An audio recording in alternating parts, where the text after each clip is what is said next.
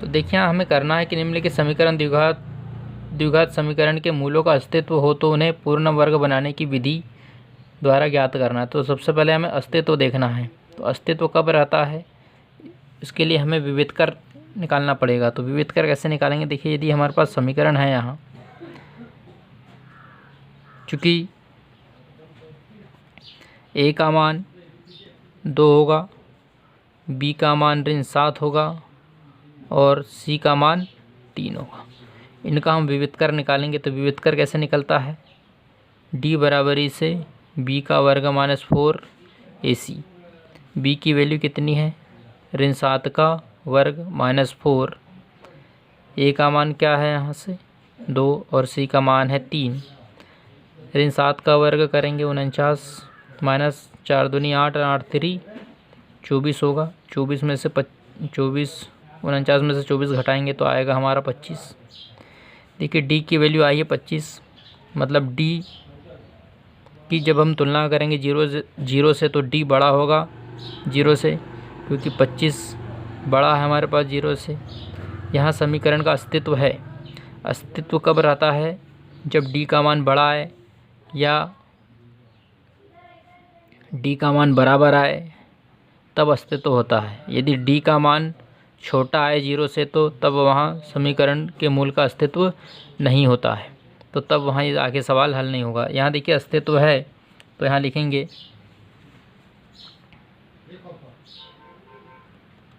मूलों का अस्तित्व है। अब मूलों का अस्तित्व है तो समीकरण को आगे हल करना है। तो समीकरण कैसे हल करेंगे हम यहाँ, तो देखेंगे समीकरण हमारे पास 2x का वर्ग माइनस 7x प्लस 3, इसके बराबर इसे हम लेंगे 0। अब यहाँ इस समीकरण को ध्यान से देखना है। तो समीकरण में हम क्या करेंगे, दोनों पक्षों में 2 से भाग करेंगे। दोनों पक्षों में 2 से भाग करेंगे तो भाग करने पर क्या होगा हमारा, 2x का वर्ग बटे 2 माइनस 7x बटे 2 प्लस 3 बटे 2 बराबर से 0 बटे 2। 2 से 2 की वैल्यू ख़त्म हो जाएगी तो यहाँ से बचेगा x का वर्ग बटे माइनस 7 बटे 2x प्लस 3 बटे 2 बराबरी से 0। तो इस प्रकार से हमारा एक समीकरण आ रहा। अब यहाँ ये समीकरण को हम सर्वसमीका में रखेंगे। सर्वसमीका हमारी क्या है, सर्वसमीका यह है कि a प्लस बी पूरे का वर्ग बराबर इसे a का वर्ग प्लस 2ab प्लस b का वर्ग। तो हमें यहाँ a का मान समझ में आ रहा है कि x का वर्ग है और b का मान अभी समझ में नहीं आ रहा है और c का भी मान अभी हमें क्लियर नहीं है। तो यहाँ हम 2ab प्लस b के वर्ग के मान को यहाँ ज्ञात करेंगे। तो देखिए a का वर्ग जैसे का वैसा रहेगा। फिर यहाँ देखिए माइनस वाला सवाल है तो यहाँ माइनस के हिसाब से यहाँ माइनस आएगा, यहाँ आएगा 2। a का मान कितना है x। अब b का मान अभी हमें कंफर्म नहीं है तो b का मान ज्ञात करने के लिए यहाँ देखिए 7 कैसे आया होगा वो ज्ञात करना है। देखिए 7 बटे 2 कैसे आया, यहाँ तो वैसे 3 बटे 2 दिख रहा है। तो देखिए 2, यदि हम इसे 7 बटे 4 लिख दें तब यहाँ 7 बटे 2 आ जाएगा। ये पूरी संख्या को जब सॉल्व करेंगे तो 2 से 4 कटेगा, कितने बार यहाँ काटते हैं, जैसे यहाँ देखो 2 गुणित 7 बटे 4 करेंगे तो 2 एकम 2 और 2 दूनी 4, 7 बटे 2 प्राप्त हो रहा है। यानी कि हम ये संख्या हमने सही लिखी, मतलब b की वैल्यू कितनी है 7 बटे 4 है। इसके हिसाब से देखिए 2 जैसे का वैसा, a का मान x और b का मान होगा 7 बटे 4 प्लस। अब यहाँ देखिए आगे चलेंगे हम, तो आगे चलने पर हमें b का मान लिखना है, b का वर्ग। तो ऐसी संख्या यहाँ लिखना है कि वह संख्या को हल करने पर जैसे यहाँ 7 बटे 2x आया है उसी प्रकार से b की वैल्यू ऐसी रखना है कि उसको हल करने पर 3 बटे 2 आए। तो देखिए b का वर्ग क्या होगा, b का मान यहाँ के हिसाब से क्या ज्ञात हुआ है हमें 7 बटे 4, तो इस 7 बटे 4 का वर्ग। अब यहाँ ये पूरा एक समीकरण बन रहा है। समीकरण कौन सा बन रहा है, a माइनस बी पूरे का वर्ग बराबर इसे a का वर्ग माइनस 2ab प्लस b का वर्ग। यह समीकरण के हिसाब से हमारे पास यहाँ इतना समीकरण बना है। पर अभी देखिए हम यहीं तक पहुँचे हैं, आगे पहुंचने के लिए अब देखिए यहाँ +3/2 है, इसे हम छोड़ नहीं पाएंगे। तो इसलिए क्या करेंगे, जब यहाँ 7/2 का वर्ग का गुना हुआ है तो एक बार हम और यहाँ भी वर्ग कर देंगे उसी का। तो यहाँ माइनस आएगा, -7/4 पूरे का वर्ग प्लस 3/2 बराबरी से 0। अब देखिए दोनों साइड का समीकरण संतुलित हो रहा है। अब यहाँ इसे हम आगे हल करेंगे। तो आगे देखिए यहाँ ये पूरा समीकरण a - b पूरे का वर्ग के हिसाब से बन रहा है। तो इसे हम क्या लिख सकते हैं, a - b पूरे का वर्ग। यहाँ ये पूरा समीकरण इस तरीके से दिख रहा है। इसे हम लिखेंगे इस वैल्यू में रखेंगे तो यहाँ हो जाएगा a - b, मतलब यहाँ क्या हो जाएगा, x - b की वैल्यू हमें क्या समझ में आ रही है, यहाँ 7/4 पूरे का वर्ग प्लस आगे हल करेंगे, सॉरी माइनस है यहाँ, माइनस लगाएंगे। 7/4 का वर्ग करेंगे तो 49/16 हो जाएगा, माइनस 3/2 बराबरी से 0। अब यहाँ ध्यान देंगे, x - 7/4 जैसे का वैसा पूरे का वर्ग।